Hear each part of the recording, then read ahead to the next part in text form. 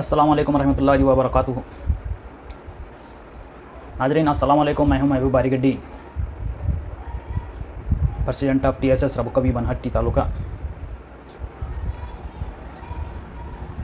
जो आपके सामने एक बात रखना चाह रहा हूं वो है कि जो रमज़ान का महीना आने वाला है और रमज़ान के अंदर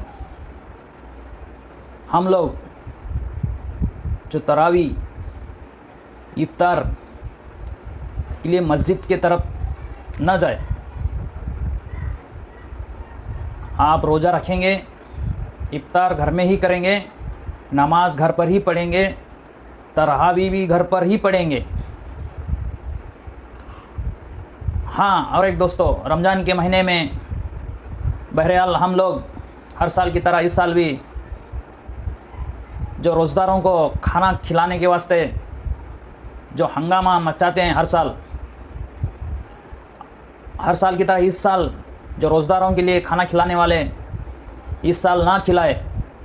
आप खिलाना चाहते हैं तो घर पर पकाइए और पार्सल के रूप के अंदर उनके घर घर पहुंचाइए। हंगामे के शक्ल के अंदर बाहर से बड़ा डेग रख कर पकाकर लोगों को दावत देकर अपने घर में भीड़ जमाना इस वक्त मुनासिब नहीं है। क्योंकि ये जो कोरोना वायरस लॉकडाउन के वास्ते जो हुकूमत ने जो पाबंदियाँ लगाई है, उस पाबंदी हम भी फॉलो करना हमारा फ़र्ज़ बनता है। इसलिए आप हंगामा ना मचाते हुए इस रमज़ान के जो ख़ास महीना है, इबादत का महीना है, ये जो एक साल के अंदर ऐसा बेहतरीन महीना है रमज़ान का, इस रमज़ान के महीने में हम घर बैठे इबादत करके इस वक्त अल्लाह को मनाने का है। क्योंकि इस दुनिया के अंदर कोरोना वायरस की तरह जैसी बीमारी पूरे दुनिया में आम हो चुकी है।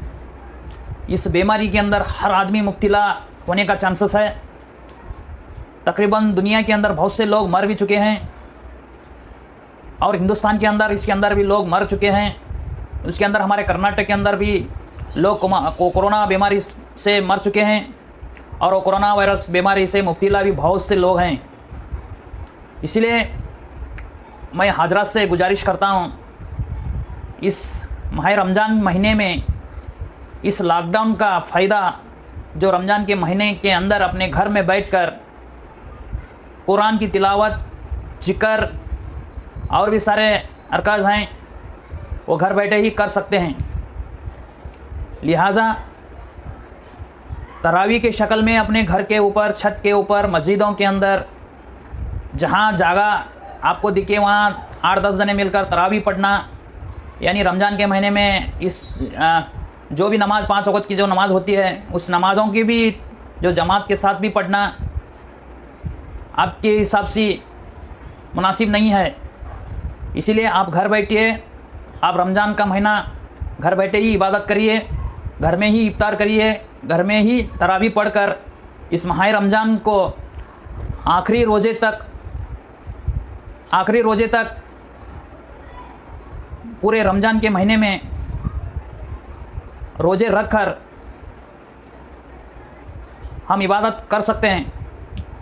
और बचा ईद का दिन, खुदा न खास्ता हमारी ईद अच्छी ना हुई तो भी आप परेशान ना हुई है, क्योंकि हिंदुस्तान में नहीं, कर्नाटक में नहीं, बल्कि हमारे गांव में नहीं, पूरे दुनिया के अंदर ये कोरोना वायरस की बीमारी आम हो चुकी है। इसी के कोई नर्वस होने की ज़रूरत भी नहीं है। इस वक्त हम अल्लाह को राज़ी करने के लिए इस वक्त अल्लाह रब्बुल इज़्ज़त को हम मनाने का वक्त है। अल्लाह ताला हमसे रूठ गया है। अल्लाह को मनाने के वास्ते हम सब मिलकर, हम जो इस्लाम के तौर तरीके पर इबादत करके, इसके अलावा भी हम हिंदुस्तान के कल्चर के हिसाब से, हिंदुस्तान के संविधान के हिसाब से, हिंदुस्तान के हुकूमत के हिसाब से, हिंदुस्तान के हुकूमत को भी मानना हमारे लिए फ़र्ज़ आइन है। इसीलिए सब हज़रात से मैं गुजारिश करता हूँ, आप घर बैठे इबादत करके इस साल रमज़ान के रोज़े रख कर आप हर वक्त अल्लाह की इबादत करके, अल्लाह को मनाकर इस कोरोना वायरस की महामारी बीमारी को छुटकारा होने के लिए हम हर वक्त हर लम्हा अल्लाह से लव लगाकर दुआ करें। और इस बीमारी की जड़ से ख़त्म होने के लिए भी हम हर वक्त हर नमाज में, हर तरावी में दुआ करके हिंदुस्तान को ये कोरोना बीमारी से ख़त्मा हो जाए, पूरे दुनिया के अंदर ये कोरोना वायरस की बीमारी पूरा ख़त्मा हो जाए। फिर से मक्का और मदीना के अंदर लोग जाने वाले बने, हज को जाने वाले बने ये साल, और रमज़ान के अंदर जो है उम्रे को भी जाने वाले बने। ऐसा दुआ करके हम अल्लाह को मनाकर इस कोरोना बीमारी को दूर करने के लिए कोशिश करें। और रही जो रमज़ान की ईद, अल्लाह ताला हम जो सबके रोज़े, सबके तरावी, सबके नमाज़ें, सबके इबादत कबूल कर कर इस कोरोना बीमारी को जो मंजिले रोज़े के अंदर ख़त्म कर दे, तो इंशाअल्लाह में ईद की नमाज़ हम ईदगाह में पढ़ सकते हैं।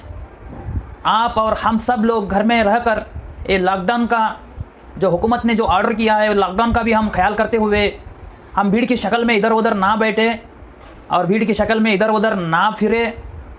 हम ज़रूरत की चीज़ें छोड़कर जो बेकार की चीज़ें में मत पड़े। ये रमज़ान का महीना इबादत का महीना है। इबादत करते करते अल्लाह को मनाकर जो है हिंदुस्तान के अंदर जो हिंदू और मुसलमान के बीच जो वसवसे हैं, जो इससे हैं विरुद्ध हैं, वो ख़त्म हो जाए।